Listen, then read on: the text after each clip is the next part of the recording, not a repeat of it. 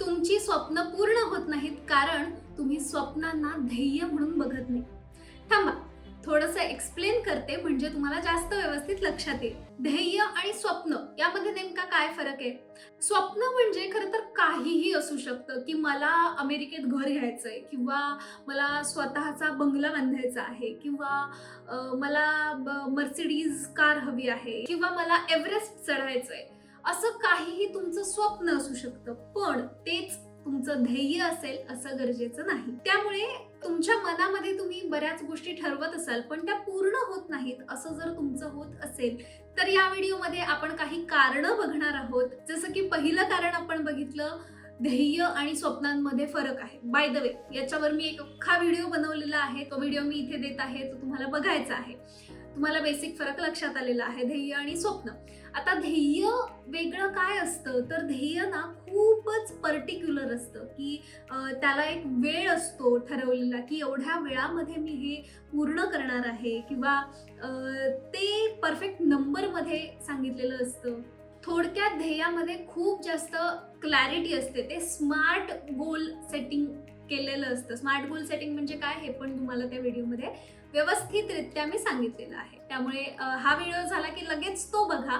पण ह्या विषयामध्ये किंवा ह्या व्हिडिओमध्ये मला अजून काही गोष्टींवरती बोलायचं आहे. ते म्हणजे आपलं ध्येय जरी आपण सेट केलं तरी सुद्धा बऱ्याचदा काही आपल्या स्वभाव वैशिष्ट्यांमुळे किंवा आपल्याला एक सवय झालेली असते काही गोष्टींची आणि म्हणून सुद्धा आपण आपली स्वप्न जी आहेत ती पूर्ण करू शकत नाही, ध्येय त्याला बनवू शकत नाही आयुष्यात. ती काय असतात चला बघूया. त्यापूर्वी नमस्कार, मी चिन्मयी राज या आपल्या युट्यूब चॅनलवरती तुमचं मनापासून स्वागत. सगळ्यात महत्त्वाचं आणि दुसरं कारण जे आहे की आपली स्वप्न ही ध्येयामध्ये कन्वर्ट केल्यानंतर सुद्धा पूर्ण का होत नसतील तर आपला कंप्लेनिंग मोड.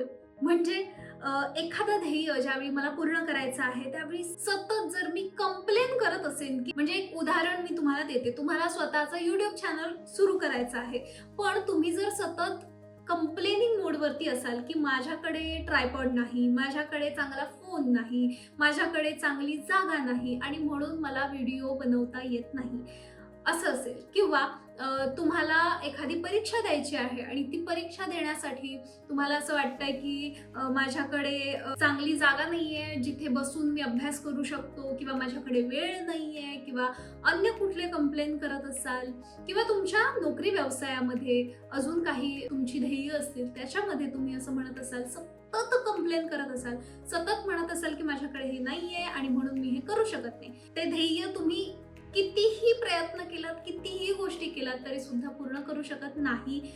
त्यामुळे आपल्याला या कंप्लेनिंग मोडमधून स्वतःला बाहेर काढायचं आहे.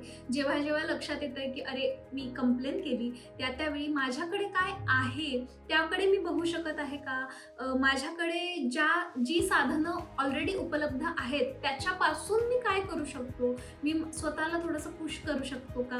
कारण जर कंप्लेनिंगची सवय असेल तर तुम्ही ज्या वस्तूंसाठी रडत आहात, समजा ज्या वस्तूंसाठी तुम्ही कंप्लेन करतात त्या मिळाल्या तरी सुद्धा आपण शोधून काढणार की अरे अजून काय नाहीये माझ्याकडे आणि मग आपण त्यासाठी परत कंप्लेन करणार की माझ्याकडे ही गोष्ट नाही आणि म्हणून मी हे करू शकत नाही. त्यामुळे स्टॉप गिव्हिंग एक्सक्युजेस. कारण मी सुद्धा असे खूप सारे एक्सक्युजेस माझ्या आयुष्यामध्ये दिलेले आहेत आणि मला एका पॉइंटला हे लक्षात आलं की नाही चिन्मयी, असं चालणार नाही. हे एक्सक्युजेस देणं बंद कर. जे काही आहे तुझ्याकडे त्या गोष्टींपासून सुरुवात कर, रिझल्ट हे मिळतातच. दुसरी गोष्ट, कंपॅरिझन.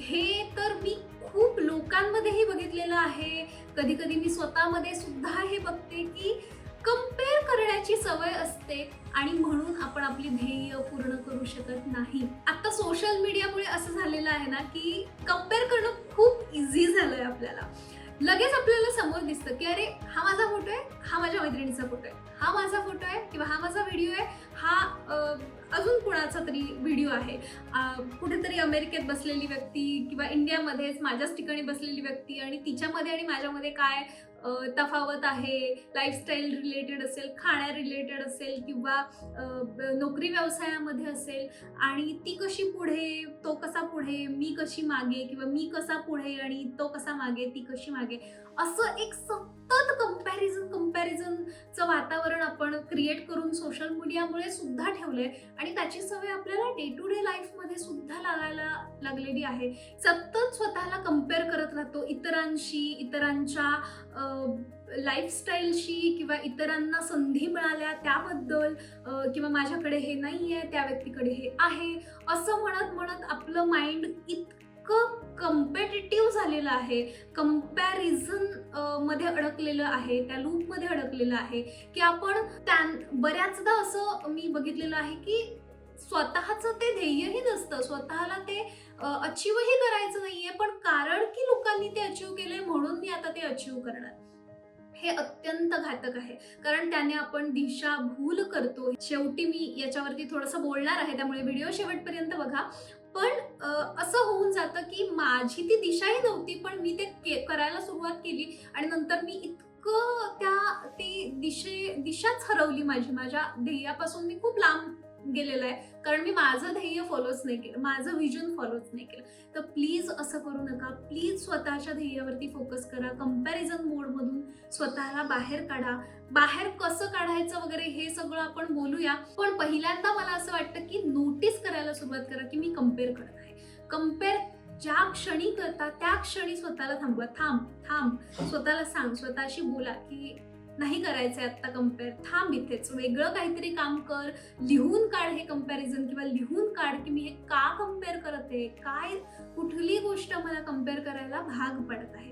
त्यानंतर ध्येयापासून आपण दूर जातो, आपली स्वप्न पूर्ण होत नाहीत. त्याचं चौथं महत्वाचं कारण म्हणजे कॉन्स्टंट डिस्ट्रॅक्शन. येस, आता तुम्ही म्हणाल की चिन्मयी तू फोनवरतीच सगळा ब्लेम टाकतेस, तर फोन ही एक गोष्ट झाली, फोन हे एक कारण झालं, पण खरं कारणीभूत कोणी असेल तर ते आपण आहोत. त्यामुळे आपण स्वतःवरती हे आधी घेऊया की याची जबाबदारी माझी आहे आणि मी त्यातून स्वतःला बाहेर काढू शकतो. त्यामुळे आपण कोणालाही ब्लेम देत नाही आहोत. आपल्याला तोटे फायदे सगळे माहिती आहेत, पण तरी सुद्धा डिस्ट्रॅक्शनचं एक महत्त्वाचं जे माध्यम आहे, कारण नाही म्हणते मी, माध्यम आहे ते फोन आहे.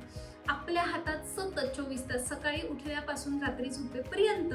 इनफॅक्ट न झोपण्याचं कारण पण बऱ्याचदा फोन असतं, आणि आय एम गिल्टी ॲज वेल. त्यामुळे मी तुम्हालाच ब्लेम नाही करत आहे, तुम्हालाच टार्गेट नाही करत आहे. मलाही हे माहिती आहे की माझंही बऱ्याचदा असं होतं. मला हेच म्हणायचं आहे की कॉन्स्टंट डिस्ट्रॅक्शन म्हणजे आठवून बघा, काम करायला बसलोय, एक मेसेज वाजला, टिंग टुंग झालं आणि लगेच माझं लक्ष गेला की अरे कोणाचा मेसेज आला, काय झालं, कसलं नोटिफिकेशन आलं, बॉसचा मेसेज आला का, मैत्रिणीचा मेसेज आला का, मित्राचा मेसेज आला का, काय म्हणतायत, एक्साइटमेंट, भीती, सगळं येत असतं आपल्याला. किंवा जे काही काम करत असतो तिथून आपण चौथ्याच गोष्टीकडे पोहोचतो, आणि हे असं सततचं डिस्ट्रॅक्शन असेल तर मला सांगा ध्येय, स्वप्न कशी पूर्ण होणार?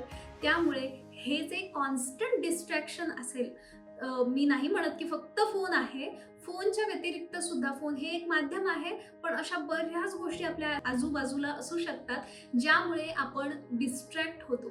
त्या सवयी, त्या गोष्टी आपल्याला शोधून काढायच्या आहेत की कशा गोष्टी आहेत त्यामुळे मी डिस्ट्रॅक्ट झालेलो आहे.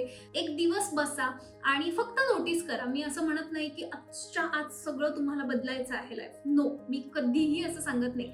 1 स्टेप ॲट अ टाइम. पण शोधून काढायचं आहे की काय बाबा, आज मी फक्त सकाळपासून रात्रीपर्यंत स्वतःला फक्त नोटीस करणार की अशी कुठली गोष्ट होती ज्यामुळे मी आज डिस्ट्रॅक्ट झालो. मी समजा फोनवरती पण एक व्हिडिओ बघत आहे, पण एखादी नोटिफिकेशन आली का, किंवा कोणी मला हाक मारली का, किंवा मला कोणाचा फोन आला का, आणि मी ते करत असलेल्या गोष्टीपासून मी डिस्ट्रॅक्ट झालो. फक्त नोटीस करा आणि ते एका डायरीमध्ये लिहून घ्या की ह्या 4 गोष्टींमुळे मी डिस्ट्रॅक्ट झालो. आणि ते जर तुम्ही शोधून काढलात ना, तुम्हाला नेक्स्ट टाइम ती गोष्ट करताना लगेच आठवण येणार की मी लास्ट टाइम डिस्ट्रॅक्ट झाले होते आणि याच्यावरती आता कसं काम करायचं आहे. सो मी खूप छोट्या गोष्टी सांगत आहे आणि या छोट्या गोष्टीच आपल्या आयुष्यामध्ये खूप महत्त्वाच्या झालेल्या आहेत. म्हणून तुम्हाला आयुष्यात काहीही करायचं असेल तर ही काही डिस्ट्रॅक्शन्स आहेत, या काही गोष्टी आहेत ज्याच्यापासून आपल्याला स्वतःला बाहेर काढायचं आहे, वाचवायचं आहे, जेणेकरून आपण आपली मोठी स्वप्न किंवा जी काही तुमची स्वप्न असतील ती पूर्ण करू शकतो. आता हे सगळं करत असताना एक शेवटचं वाक्य मी तुम्हाला सांगणार आहे की तुमचे जे प्रयत्न आहेत ते फार महत्त्वाचे आहेत या सगळ्यामध्ये. आणि ते प्रयत्न कसे असले पाहिजेत तर 2 गोष्टी लक्षात ठेवायच्या आहेत. एक म्हणजे तुमचे प्रयत्न सातत्यपूर्ण म्हणजे कन्सिस्टन्सी ही अतिशय महत्त्वाची ठरणार आहे. कन्सिस्टंटली तुम्ही ते प्रयत्न करणं आवश्यक आहे.